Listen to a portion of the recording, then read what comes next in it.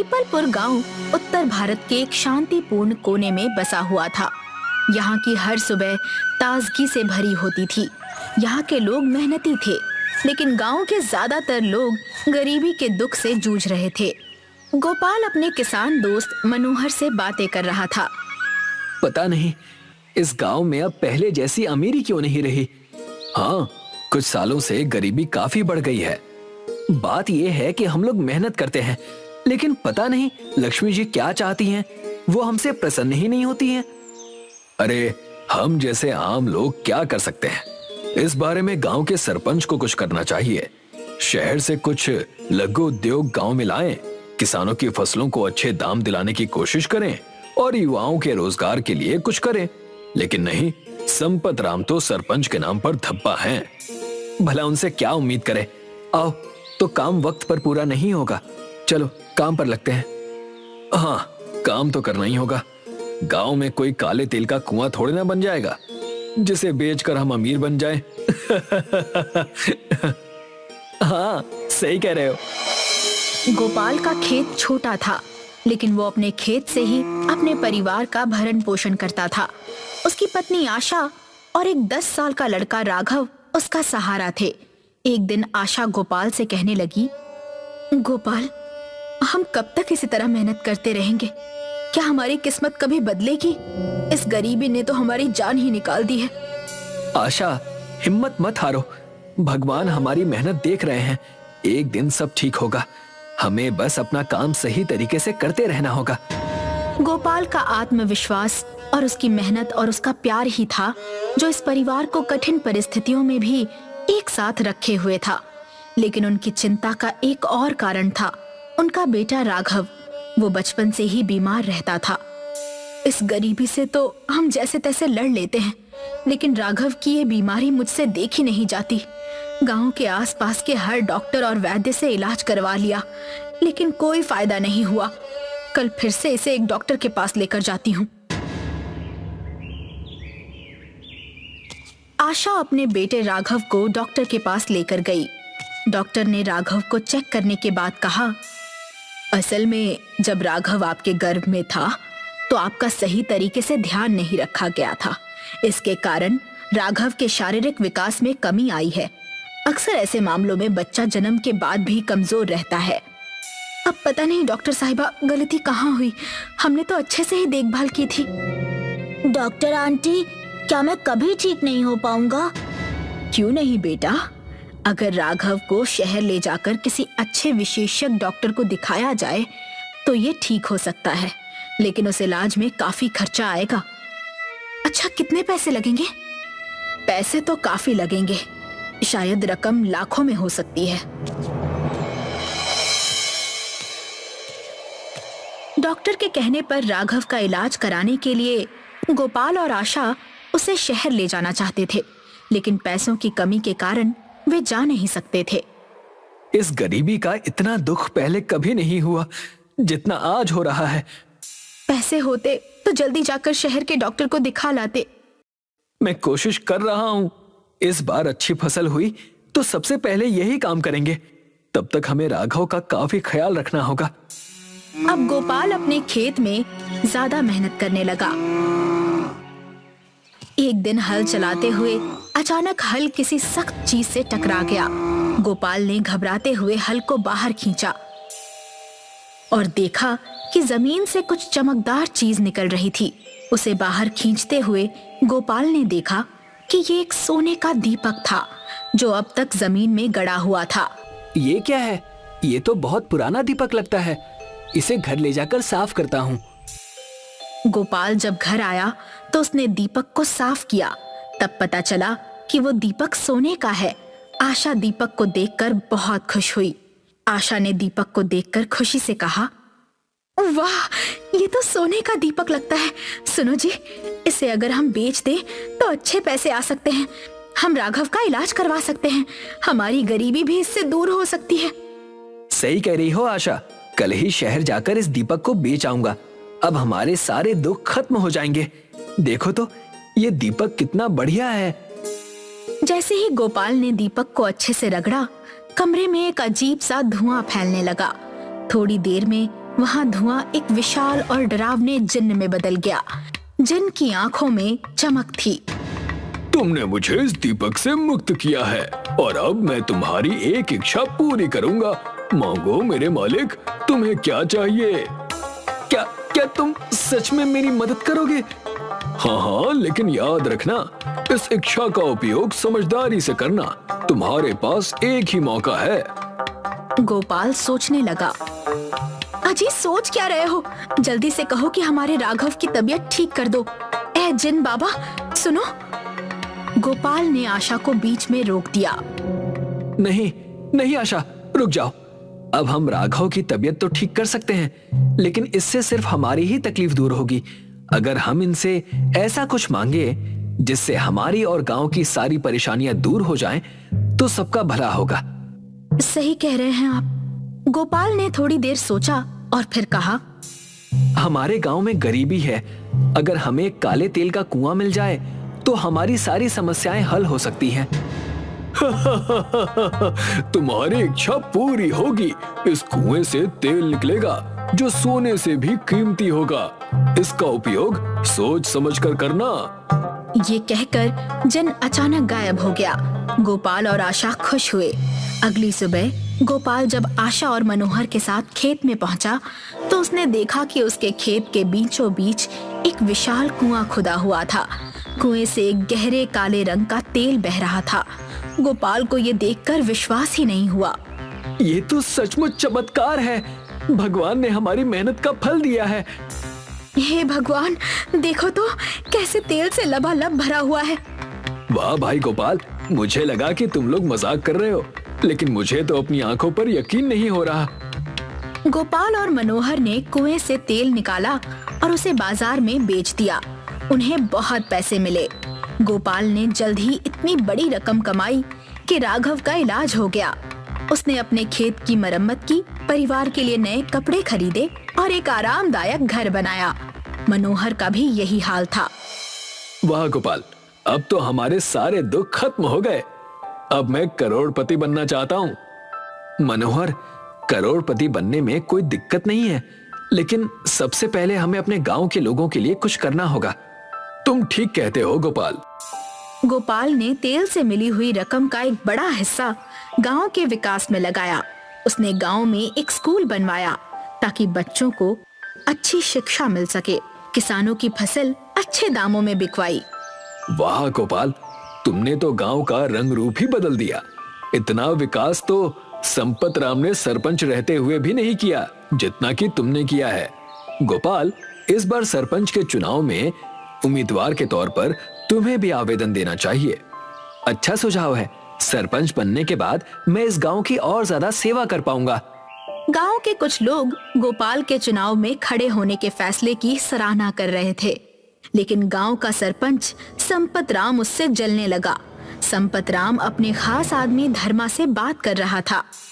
वो हमें चुनाव में टक्कर देगा। अरे 20 सालों से हम इस गांव के सरपंच हैं। उसका सारा जोर उस तेल के कुएं पर ही टिका है। हमें उस कुएं पर अपना कब्जा करना होगा। आप चिंता न करें मालिक, मैं अपने आदमी ले जाकर आज रात ही गोपाल के कुएं पर जाता हूँ। वो उस तेल के कुएं पर ही फुदक रहा है ना। मैं आज ही उस कुएं से सारा तेल निकाल लूंगा। हाँ जा, आज रात को ही जा। कुआं खाली करने के बाद फिर से कुआं भरने में 2-3 दिन तो लगेंगे ना। जब भरेगा तो फिर से जाकर तेल निकालेंगे। संपत राम ने रात के समय अपने आदमियों को भेजा ताकि वे गोपाल के कुएं से तेल निकाल सकें। लेकिन जैसे ही आदमियों ने कुएं से तेल निकालने की कोशिश की, अचानक कुएं से आग की लपटें उठने लगी। ये देखकर सभी डर के मारे भाग गए। अगले दिन जब गोपाल को इस घटना का पता चला तो उसने गांव के लोगों को इकट्ठा किया और कहा, ये कुआं सिर्फ मेरा नहीं है, ये भगवान का वरदान है और इसका लाभ हम सभी को मिल रहा है। लेकिन अगर कोई इसे नुकसान पहुंचाना चाहेगा तो ये गांव को नुकसान पहुंचाने के जैसा है। रुको गोपाल, हम संपत राम को ऐसे नहीं छोड़ सकते। आज तो उसके किए की सजा उसे मिलनी ही चाहिए। कुछ देर में संपत राम के घर पुलिस पहुंच गई। संपत राम, तुमने गोपाल के तेल के कुएं को आग लगाने की कोशिश की है। ये तेल का कुआं गोपाल की निजी संपत्ति है, इसलिए तुम्हें गिरफ्तार किया जाता है। तभी गोपाल की आवाज से सबका ध्यान अपनी ओर खींचा। रुक जाइए इंस्पेक्टर मैम, ये आग किसी ने नहीं लगाई है, किसी दुर्घटना की वजह से ये आग लगी है। लेकिन गोपाल, आपके गांव के लोगों ने शिकायत दर्ज करवाई है। उन्हें कोई गलतफहमी हो गई थी, इसमें संपत राम जी का कोई दोष नहीं है। ठीक है, आप ही ऐसा कह रहे हैं तो केस ही नहीं बनता, हम चलते हैं। पुलिस इंस्पेक्टर चली तो गई, लेकिन संपत राम की आंखों में आंसू आ गए। मुझे माफ कर दो गोपाल, मैंने तुम्हारे कुएं के तेल को चुराने की कोशिश की है, लेकिन तुम्हें तो मुझसे कोई शिकायत ही नहीं है। मुझे माफ कर दो, मैं तुमसे जलने लगा था, मुझे माफ कर दो। संपत राम जी, गलती इंसान से ही होती है। आप गलत रास्ते पर चलने लगे थे, लेकिन आपके आंसू बता रहे हैं कि आपको अपने किए पर अब पछतावा है। संपत राम जी, जो हुआ उसे भूल जाइए। हम अपने गांव को आदर्श गांव बनाएंगे और इसका भरपूर विकास करेंगे। कुआं गांव के सभी लोग एक बड़े से कुएं के अंदर रहते थे। असल में इन सभी का घर ही इस कुएं के अंदर था और ये लोग कभी भी इस बड़े कुएं से बाहर नहीं आ सकते थे। जब जग्गू नाम के पत्रकार को इस कुआं गांव के बारे में पता चला, तो वो इस गांव के बारे में लिखने का निर्णय लेता है। जग्गू कुआं गांव में आता है। आप लोग इस बड़े से कुएं में रहते हैं, क्या आपका मन यहाँ से बाहर जाने का नहीं करता? मन तो करता है बेटा कि तुम्हारी तरह हम भी जब चाहे इस गांव में आएं और जब चाहे बाहर जाएं, पर अब इस कुएं से बाहर निकलना हमारे बस में नहीं है। नहीं तो कौन पूरी जिंदगी एक कुएं के अंदर बिताना चाहेगा। आप लोगों के बस में नहीं है मतलब? मैं कुछ समझा नहीं। बेटा, इस गांव को आज से 11 साल पहले एक साधु ने श्राप दिया था कि ये सारा गांव एक कुएं में ही समाकर रह जाएगा, और तब से हम लोग इस कुएं के अंदर फंसे हुए हैं। सिर्फ दूसरे गांव के लोग इसके अंदर आकर बाहर जा सकते हैं, हम लोग नहीं। पर श्राप देने की कोई तो वजह रही होगी। वजह थी बेटा, बहुत बड़ी वजह थी। हम लोगों ने एक महापाप किया था। क्या विस्तार से बताएंगे? मैं जानना चाहता हूँ। वो बुजुर्ग जग्गू को आज से 20 साल पहले की कहानी बताने लगता है। जून का महीना था, बाहर भयानक गर्मी पड़ रही थी, इसलिए लोग अपने घरों से बाहर कम ही निकल रहे थे। एक साधु और उनका शिष्य इस गांव में भिक्षा मांगने के लिए आते हैं। वे दोनों भूखे प्यासे थे। भिक्षाम देहि माई, आपके द्वार पर साधु भिक्षा मांगने के लिए आया है। साधु के बार बार पुकारने पर औरत घर से बाहर आती है। दिखता नहीं, इस बार सूखा पड़ने से सारी फसलें बर्बाद हो गई हैं। हमारे पास खुद ही खाने को नहीं, तुमको कहां से दें? हे माता, अगर ऐसी बात है तो आप हमें बस जलपान करवा दीजिए, हम बहुत प्यासे हैं। क्यों? जल क्या मुफ्त में मिलता है? यहाँ कोई भंडारा नहीं लगा है जो तुमको जलपान कराया जाएगा। पर प्यासे को पानी पिलाना तो पुण्य का काम होता है देवी, और हम दोनों इस समय बहुत प्यासे हैं। गर्मी से गला सूख रहा है। इस तरह के कठोर वचनों का प्रयोग मत करो देवी। गला तो सबका सूखता है, इसमें कौन सी नई बात है? अगर मैंने तुम दोनों को पानी पिलाया तो जब मेरे परिवार का गला सूखेगा तब हम क्या करेंगे? प्यासे मर जाएंगे। इस तरह के कठोर वचनों का प्रयोग मत करो देवी। हमने तो केवल आपसे अपनी प्यास बुझाने के लिए जल मांगा है, कोई पाप तो नहीं किया। पूरे गांव का चक्कर लगा के देख लो, फिर भी कोई तुमको एक घूंट पानी नहीं देगा। आखिर आप ऐसा क्यों कह रही है माते? क्या गांव में पानी का कोई स्रोत नहीं है? इस गांव में सिर्फ एक ही कुआं है और उसका पानी सिर्फ गांव वालों तक के लिए ही सीमित है। किसी बाहर वाले को अगर एक बूंद पानी भी दिया तो इससे गांव को पानी की कमी हो जाएगी। प्यास से शिष्य का बुरा हाल हो गया था। वो अब ठीक से खड़ा भी नहीं हो पा रहा था। कड़ी धूप होने की वजह से उसको चक्कर आ जाते हैं और वो जमीन पर गिर जाता है। ये सब नाटक करके यहाँ कुछ नहीं होने वाला। जाओ जाकर किसी दूसरे घर के सामने ये नाटक करो। साधु और उसके शिष्य के साथ बड़ी ही निर्दयता से पेश आने के बाद वो औरत अपने घर के अंदर चली जाती है। और द्वार बंद कर लेती है। हिम्मत मत हारो शिष्य, हम दूसरे द्वार पर जाकर निवेदन करेंगे।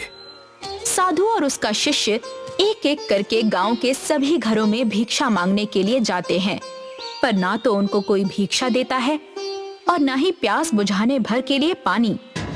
अब तो मेरा भी धीरज खोता जा रहा है शिष्य।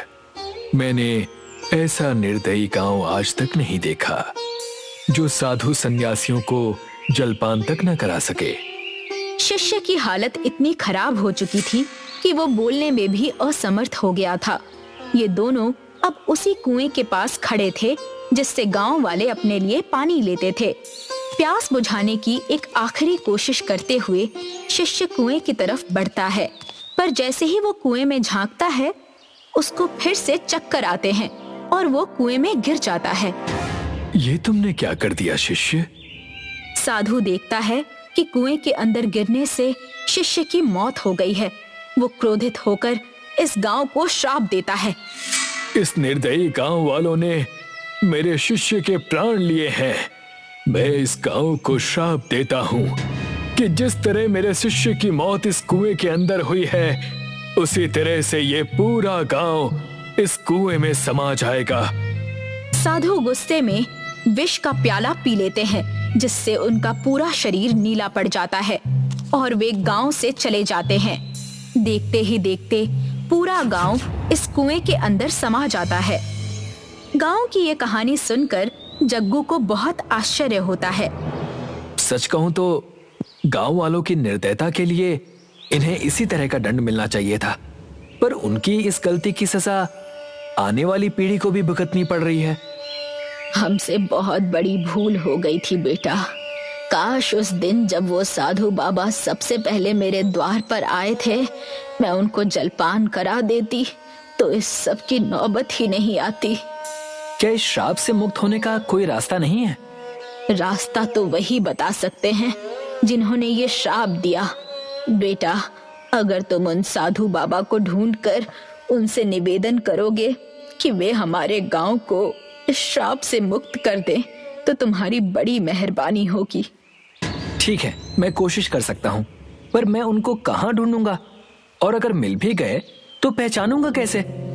जैसा इन्होंने बताया कि साधु बाबा ने विष का प्याला पिया और उनका पूरा शरीर नीला पड़ गया। सुना है तब से उनको ना भूख लगती है ना प्यास, इसीलिए वे किसी रेगिस्तानी जगह पर होंगे जहाँ खाने पीने की कोई भी चीज उपलब्ध नहीं होगी। तुम्हें किसी ऐसी जगह को ढूंढना होगा। जग्गू कई दिन भटकने के बाद एक सूखे और बेजान रेगिस्तान में साधु बाबा को ढूंढ लेता है। मैं कुआं गांव की ओर से आपसे क्षमा मांगने के लिए आया हूँ। बाबा, आपसे निवेदन करने आया हूँ कि आप उस गांव को अब श्राप से मुक्त कर दीजिए। ऐसा कदापि नहीं होगा। वो पापी गांव मेरे शिष्य की मृत्यु के लिए जिम्मेदार है। पर बाबा, जो लोग इसके लिए जिम्मेदार हैं, उनमें से कई तो मर चुके हैं और जो जिंदा हैं, उनको अपने किए पर बहुत पछतावा है। साथ ही इस श्राप की वजह से नई पीढ़ी को भी बहुत दिक्कतें हो रही हैं। वो बाहरी दुनिया से अलग होकर रह गए हैं। इसमें उस नई पीढ़ी का तो कोई कसूर नहीं है ना? वो नई पीढ़ी भी उन्हीं निर्दयी लोगों की है। आप ठीक कह रहे हैं बाबा, पर ये बताइए कि अगर आप भी इस नई पीढ़ी के लिए वैसी ही निर्दयता दिखाएंगे तो आप में और उन लोगों में क्या फर्क रह जाएगा जो आपके शिष्य की मृत्यु के लिए जिम्मेदार हैं? जग्गू के निवेदन करने पर साधु का दिल पिघल जाता है और वो कुआं गांव को अपने श्राप से मुक्त करने के लिए मान जाते हैं। इस श्राप से मुक्ति के लिए गांव वालों को मुझे जलपान कराना होगा और उसी कुएं के पानी से बने खाने से मुझे भरपेट भोजन करवाना होगा। वो लोग सब कुछ करने के लिए तैयार हैं बाबा, आप कृपया मेरे साथ चलिए। जग्गू साधु बाबा को अपने साथ कुआं गांव में ले आता है और साधु बाबा की कही हुई बात गांव वालों को बताता है। आप सभी को इस कुएं के पानी से साधु महाराज को जलपान कराना होगा और उनको भरपेट भोजन करवाना होगा। बुढ़िया एक बड़े लोटे में पानी लेकर आती है। जैसे ही साधु बाबा के चरणों में कुएं का पानी गिरता है, उनके नीले पैर फिर से वापस पहले जैसे हो जाते हैं। यहाँ सभी लोग साधु बाबा के लिए भोजन की व्यवस्था कर रहे थे। आइए बाबा, बैठ जाइए। बुढ़िया साधु के बैठने के लिए एक कपड़ा बिछाती है और उनको एक बड़े लोटे में पानी पीने के लिए देती है। जलपान कीजिए बाबा। साधु बाबा लोटे से पानी पीते हैं और जैसे ही पानी उनके गले में उतरता है, उनका गला भी नीले के बजाय फिर से वापस पहले जैसा हो जाता है। यही काम तुमने आज से 20 साल पहले कर लिया होता तो तुम लोगों को इतनी परेशानियां नहीं झेलनी पड़ती। जब तक इंसान को ठोकर नहीं लगती, उसको अपनी गलती का एहसास नहीं होता। ये ठोकर खाकर हम सभी गांव वालों ने बहुत बड़ा सबक सीख लिया है बाबा। भोजन बनकर तैयार हो गया था। सभी लोग एक एक करके सामने आते हैं और साधु बाबा को भोजन परोसते हैं। लीजिए बाबा, ये चावल इसी कुएं गांव के अंदर उगाए हैं। साधु बाबा ने 20 सालों से कुछ नहीं खाया था, इसलिए जैसे ही कोई उनके सामने खाना रखता है, वे झट से खाकर उसको खत्म कर लेते हैं। अब सभी लोगों का बनाया हुआ खाना खत्म हो जाता है, पर साधु बाबा की भूख नहीं मिटती। भोजन तो समाप्त हो चुका है बाबा, पर मैं अब भी पूरी तरह से तृप्त नहीं हुआ हूँ। अब तो हम लोगों के पास भी थोड़ा सा ही अनाज बचा है। अगर उसे भी पका लेंगे तो फिर हम लोग क्या खाएंगे? यही गलती हमने आज से 20 साल पहले की थी और उसका फल आज तक भुगतना पड़ रहा है। अब हम लोग वो गलती दोबारा नहीं करेंगे। जिसके घर में जितना अनाज बचा है, सब पका लो। गांव वाले बचे हुए अनाज से फिर से भोजन बनाते हैं और साधु बाबा को परोसते हैं। इस बार जैसे ही भोजन का आखिरी निवाला साधु बाबा के पेट में जाता है, उनका पूरा शरीर फिर से वापस अपने पुराने रंग रूप में आ जाता है और देखते ही देखते पूरा कुआं गांव भी अपने पुराने स्वरूप में आ जाता है। अब इस गांव के लोग किसी भी साधु या जरूरतमंद को खाली हाथ अपने द्वार से वापस नहीं भेजते।